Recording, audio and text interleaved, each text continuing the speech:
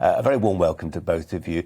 Amy, can I start with you? Because I think you take a more sympathetic view towards the Duke of Sussex on this one. You feel that he faces a genuine threat in this country. All members of the royal family do. We've seen that in the past, obviously.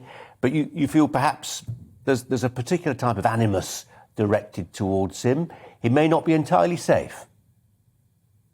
So I really want to make clear before we start this debate that Prince Harry is not asking for the taxpayer to fund anything. He's saying that he wants to pay for his own security, but that he wants the Scotland Yard security, which is the only way he will feel safe in the UK. And I think that's for a number of reasons, because I think the way people are looking at it at the moment is that we risk history repeating itself. His mother, Princess Diana, died in tragic circumstances when he was 13. He's had a lot of trauma from that, so it's no surprise that he's particularly cautious. At the time of her death, she did not have state-funded security, much like he doesn't at the moment. And the reason this is important is because if you don't have the Scotland Yard security, they don't have access to the same intelligence. They also, if really, really crucially, cannot carry a firearm. And ironically, this was sparked by when he came over to the UK for the unveiling of Diana's statue. And he was absolutely hounded by the paparazzi. He had a terrible experience, which has prompted him to say he doesn't want to come back to the UK unless he has the Scotland Yard protection, which he is saying he will pay for himself. So it's really a no-brainer, and I can't see how anybody could argue otherwise.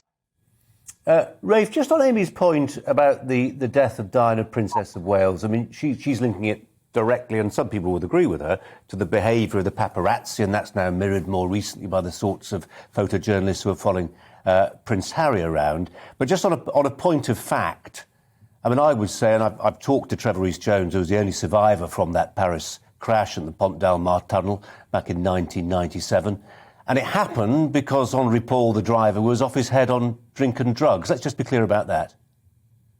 Yeah, exactly. And anybody who knows about these sorts of things, people in the security services and so forth, say it wasn't the paparazzi who drove Diana to her death. It was Henri Paul, and it was Dodi Fayed's inadequate security detail.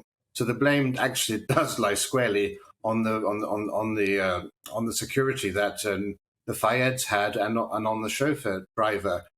Quite frankly, Prince Harry has to accept that we live in a free country. The paparazzi are a real nuisance. They're annoying. They can be a nightmare. But we live in a country with a free press. And quite frankly, being mobbed by paparazzi at Kew Gardens or on Kensington Church Street isn't really sufficient grounds to say that your life is in threat or danger. That's a gross exaggeration. It's also completely inaccurate for him to say that by not having access to intelligence, he's somehow more at risk than anybody else. If there were a real security risk for Prince Harry, our intelligence services would, of course, take action. We have to remember that. They aren't going to simply let that information not go unnoticed. And then, of course, you could perfectly well expect Scotland Yard to take the necessary action. What he needs to do, really, the solution to this, is to do exactly what his cousins, Princess Beatrice and Princess Eugenie, do. They hire ex-royal protection officers who are extremely skilled and have a lot of history in this area. And they've also got security clearance in the royal palaces. The only thing that they don't have is a firearm, which is quite understandable. And if Prince Harry speaks very nicely to Beatrice and Eugenie, maybe he can borrow their protection officers when he's in the country. And of course, we're only talking about occasions when he's not in royal surroundings, because if Harry's over here visiting his family, he will, of course, get the same protection that they're getting by virtue of being in the same area.